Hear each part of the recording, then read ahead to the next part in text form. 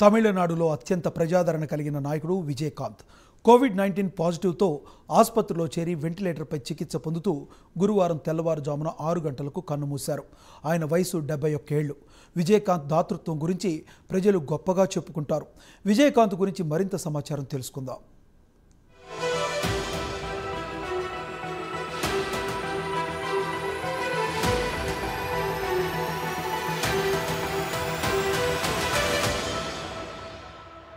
తమిళనాడులో అత్యంత ప్రజాదరణ కలిగిన నటుడు, రాజకీయ నాయకుడు, కరుప్పు ఎంజీఆర్గా పేరొందిన విజయకాంత్ గురువారం నాడు కన్నుమూశారు. ఎంజీఆర్, జయలలిత తర్వాత రాజకీయాల్లో బాగా రాణించిన వారిలో విజయకాంత్ అగ్రస్థానంలో ఉన్నారు.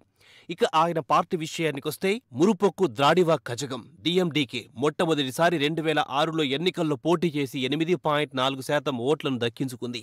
అటు తర్వాత 5 సంవత్సరాల తర్వాత ఆయన ప్రతిపక్ష పార్టీ నాయకుడిగా ఎదిగారు.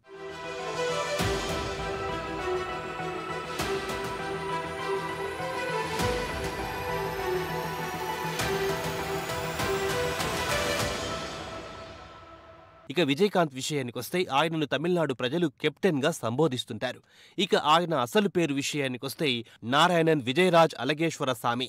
ఆయన స్టేజ్ పేరు విజయకాంత్. ఇక ఆయన మొదటి సినిమా విషయానికొస్తే 1979లో విడుదలైన ఇనుక్కుం లలమై. ఈ సినిమాలో ఆయన విలన్ పాత్ర పోషించారు. అటు తర్వాత విడుదలైన సినిమా బాక్సాఫీస్ వద్ద బోల్తా కొట్టింది. 1981లో విడుదలైన సత్తాం ఓరు ఒరుత్తరాయ్ బిగ్ హిట్ అయ్యింది. అటు తర్వాత నుంచి ఆయన తమిళనాడు ఫిలిం ఇండస్ట్రీలో నిలదొక్కున్నారు. కమర్షియల్ యాక్టర్ గా ఆయన పేరు తెచ్చుకున్నారు. అటు తర్వాత ఆయన యాక్షన్, రొమాన్స్, సెంటిమెంట్ చిత్రాల్లో నటించారు. 1984లో ఆయన కేవలం ఒక్క ఏడాదిలో 18 సినిమాలు నటించి రికార్డు సృష్టించారు.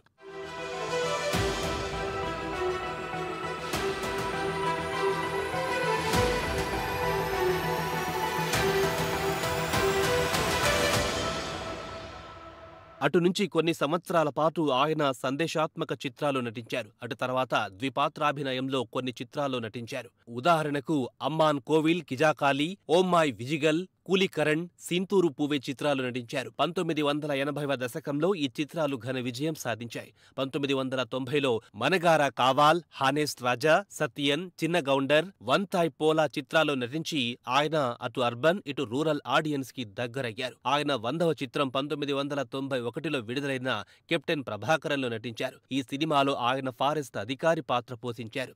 స్పెషల్ టాస్క్ ఫోర్స్ అధికారిగా నటించారు. ప్రేక్షకుల నుంచి మంచి స్పందన లభించింది.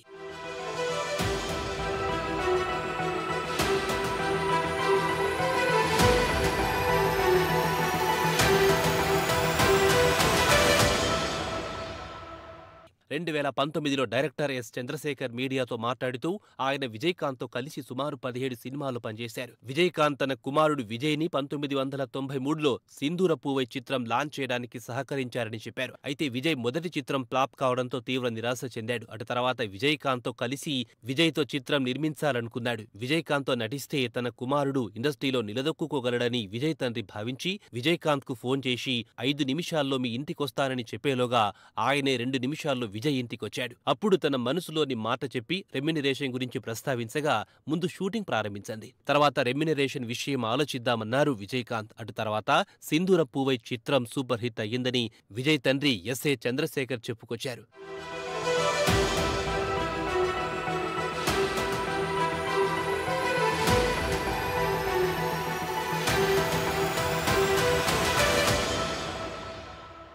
కాగా 2005లో విజయకాంత్ రాజకీయ రంగ ప్రవేశం చేశారు. డీఎంకే, ఏఐఏడీఎంకేకు వ్యతిరేకంగా పార్టీ పెట్టారు. తమిళనాడులో గత కొన్ని దశాబ్దాల పాటు ఈ 2 పార్టీలు రాష్ట్రాన్ని పాలించాయి. ఇక విజయకాంత్ పార్టీ డీఎండీకే విషయానికొస్తే ఈ పార్టీలో అంతా ఆయన అభిమానులే. అయితే ఎంజీఆర్ డీఎంకే నుంచి వేరుపడి ఏఐఏడీఎంకే పార్టీని స్థాపించినప్పుడు డీఎంకే నుంచి పెద్ద ఎత్తున ఏఐఏడీఎంకేలోకి చేరారు. అయితే విజయకాంత్ డీఎండీకే పార్టీని ప్రారంభించినప్పుడు ఇటు డీఎంకే నుంచి కానీ అటు ఏఐఏడీఎంకే నుంచి కానీ ఒక్కరంటే ఒక్కరు పార్టీలో చేరలేదు.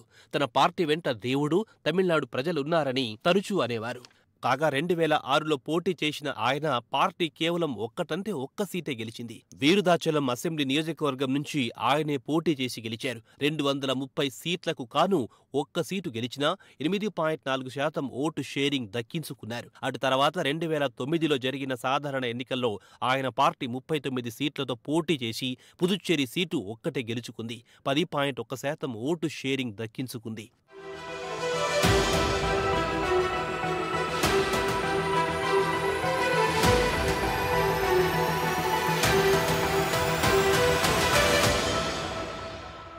విజయకాంత్ పార్టీ 2011లో జయలలితతో పొత్తు కుదుర్చుకొని పోటీ చేసింది. మొత్తం 40 సీట్లలో పోటీ చేసి 29 సీట్లు గెలుచుకుంది. 234 సీట్లకు కాను జయలలితకు చెందిన ఏఐఏడీఎంకే 150 సీట్లు గెలుచుకుంది. సొంత బలంతో ప్రభుత్వం ఏర్పాటు చేసుకున్న జయలలిత విజయకాంత్ అవసరం లేకుండా పోయింది.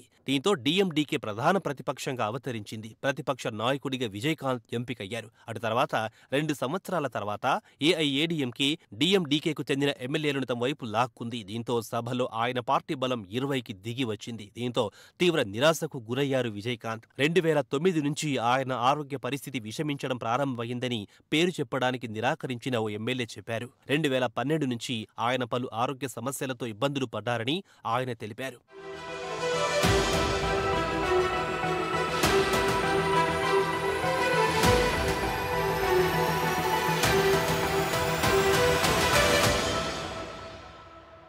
ఇదిలా ఉండగా డిసెంబర్ 14న ఆయన తన భార్య ప్రేమలత డీఎండీకే చీఫ్గా ప్రకటించడంతో చాలామంది ఆశ్చర్యపోయారు. ప్రస్తుతం ఆయన లేరు కాబట్టి పార్టీ భవిష్యత్తుపై నీలి నీడలు నెలకొనే అవకాశాలున్నాయని రాజకీయ పరిశీలకులు భావిస్తున్నారు. ఇక విజయకాంత్ మృతికి ప్రధానమంత్రి నరేంద్ర మోదీ కూడా సంతాపం తెలిపారు. ఎన్డీఏలో మిత్రపక్షమైన విజయకాంత్ తనకు అత్యంత సన్నిహితుడని మోదీ ఎక్స్లో పోస్ట్ చేశారు. కాగా తమిళనాడు సీఎం ఎంకే స్టాలిన్ విజయకాంత్ ఇంటికి వెళ్లి నివాళులర్పించారు. తమిళనాడులో అత్యంత ప్రజాదరణ కలిగిన నటుడి శకం ముగిసిందని చెప్పవచ్చు.